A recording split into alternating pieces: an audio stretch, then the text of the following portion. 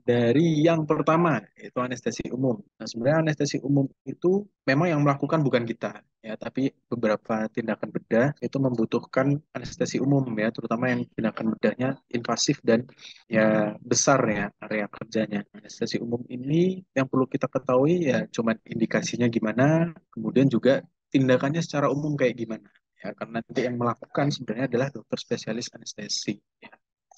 Nah, dari definisi dulu, ya, anestesi dari bahasa Yunani itu an dan aistetos. An itu artinya tanpa, aistetos itu artinya sensasi. Jadi gimana caranya kita itu melakukan perawatan bedah dengan pasiennya ini tidak merasakan sensasi apapun. Makanya sebelum dilakukan tindakan bedah kita akan melakukan anestesi ya. Sehingga didefinisikan secara medis ya, yaitu hilangnya semua bentuk sensasi. Ya, sensasi ini nggak cuma rasa sakit, tapi juga berupa sentuhan, suhu, kanan, dan lain-lain ya. Jadi setelah dianestesi, semua sensasi ini diharapkan bisa hilang ya, terutama rasa sakit. Nah, ada dua jenis anestesi secara umum, yaitu ada anestesi umum atau general anesthesia, anestesi lokal atau local anesthesia. Kalau anestesi umum, pasiennya dibuat tidur penuh. Jadi pasiennya kehilangan kesadaran tuh selama dilakukan prosedur medis setelah dilakukan anestesi. Jadi pasiennya nggak sadar. Bedanya dengan anestesi lokal, kalau anestesi lokal dia suatu area operasi dibuat tidak sensitif terhadap rasa sakit tanpa kehilangan kesadaran. Jadi pasiennya masih sadar dan biasanya area yang teranestesi karena namanya aja lokal ya. Jadi dia sifatnya hanya secara lokal. Jadi dia area yang dianestesi itu sempit ya. Kalau anestesi umum ya semuanya sebadan. Makanya namanya general anesthesia atau anestesi umum. Kemudian yang pertama kita bahas tentang anestesi umum ya. Dari indikasinya beberapa tindakan dalam kedokteran gigi ada yang membutuhkan anestesi umum. Contoh, pencabutan gigi M3 atau odontektomi ya, yang impaksi atau dia nggak impaksi tapi sulit dijangkau ya. Nah ini dari penilaian kita ya, kalau diperkirakan tindakannya susah banget,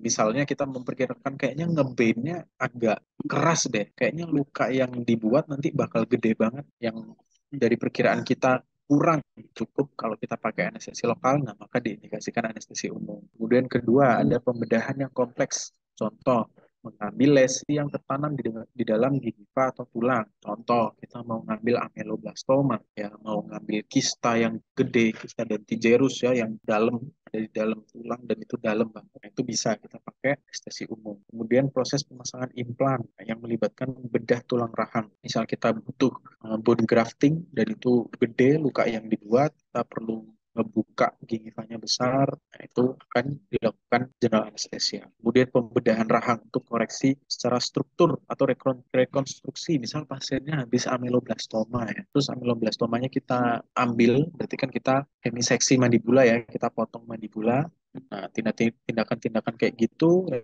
nanti pas kita masang plate-nya untuk gantiin mandibula yang kita potong ya, nah itu bisa memerlukan anestesi. Karena tindakannya mayor ya, bedahnya mayor, jadi perlu anestesi.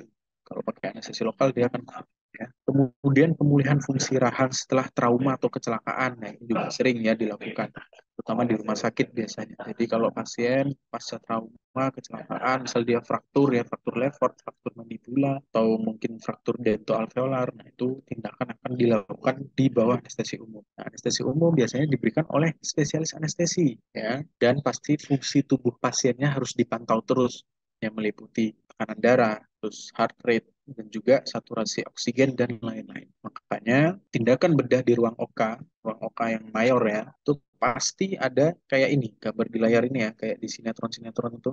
Jadi ada monitornya. Nah, ini untuk monitoring kondisi pasien ya, meliputi ya ini tadi ya, blood pressure, heart rate, terus saturasi oksigen dan lain. Nah, ini nanti yang mengontrol semua ini adalah dokter spesialis anestesi dan perawat anestesinya.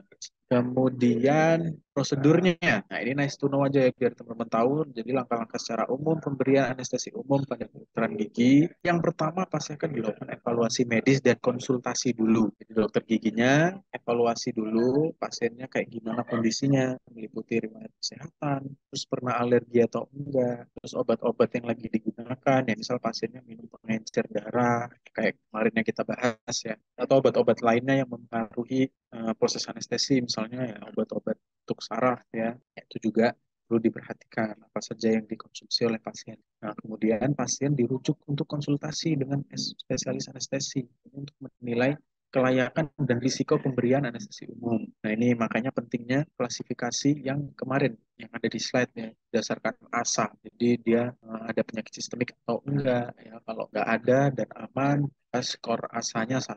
Itu bisa dibaca-baca sekilas saja ya PPT yang kemarin. Nah, itu yang menilai adalah spesialis anestesi atau anestesiologis. Kemudian lakukan persiapan pasien. Jadi pasien akan diberikan instruksi yang termasuk nggak boleh makan dan minum ya. Jadi dipuasain dulu ya. Kemudian sebelum melakukan perawatan, pasien akan diberikan obat penenang atau anestesi ya. Ini untuk mengurangi kecemasan dari pasien ya. Selain itu biar rileks supaya nanti waktu dipasang intubasi itu ya, tabung NTT itu ya, nasotracheal tube dimasukkan ke dalam mulut terus masuk ke tenggorokan, itu supaya bisa masuk.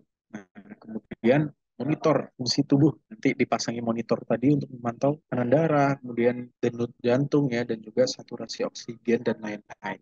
Kalau udah, barulah dimasukin obat anestesinya. Ya, nanti yang obat apa yang dipakai adalah dokter anestesinya. Ya, dikasihkan kepada pasien melalui infus biasanya, ada cara-cara lain. Ada juga yang lewat ini ya, inhalasi. Pasien akan memasuki tahap tidur yang dalam, jadi dia deep sleep, kemudian pasien akan kehilangan kesadaran dan tidak akan merasakan nyeri selama prosedur karena anestesinya udah jalan ya. Dan yang disasar dari anestesi umum adalah sistem saraf pusat, jadi langsung di medula spinalis dan otaknya itu. Jadi pasiennya akan kehilangan kesadaran dan nggak akan merasakan sakit apa. Kemudian lakukan pemeliharaan anestesi. Ini tim medisnya akan memantau terus-menerus, dipastikan bahwa anestesinya bekerja ya selama durasi perawatan. Dosisnya pun juga disesuaikan dengan kebutuhan. Nah, ini yang paham dokter anestesinya. Kalau sudah prosedurnya selesai, obat anestesinya akan dikurangi atau dihentikan. Jadi nanti pasiennya akan perlahan-lahan bangun. Kalau sudah sadar ya, habis itu dipulihkan, pasien dipindah ke ruang recovery ya, recovery room atau ruang pemulihan, terus dipantau hingga sadar sepenuhnya. Nah, kurang lebih begitu ya. Nah, jadi pokoknya konsul dulu ke anestesi, kemudian kasih instruksi apa aja yang harus dilakukan. Nah, itu yang melakukan semuanya dokter anestesi ya. Kemudian baru pasang monitor, setelah itu baru kasih obatnya. Kalau udah dikasih obatnya, lakukan tindakan ya. Setelah tindakan langsung dihentikan anestesi. Nah, obat yang sering digunakan dalam anestesi umum yaitu namanya propofol dan ini ya, sevofluren, desfluren dan isofluren. Nah, ini yang paling sering digunakan. Tapi ini nice to know aja, teman biar tahu. Ya. Kebanyakan yang dipakai secara intravena. Jadi kasihnya lewat infus. Jadi infusnya di sini dibuka terus disuntikin cairan ke dalam infusnya itu tadi. Jadi ini dia bentuknya larutan gitu ya, emulsion 1%, injectable. Jadi dimasukin ke siring, habis itu disuntikin ke dalam infusnya. Nah, kemudian dia akan bekerja dengan cepat dan memberikan efek tidur yang dalam dan waktu singkat ya.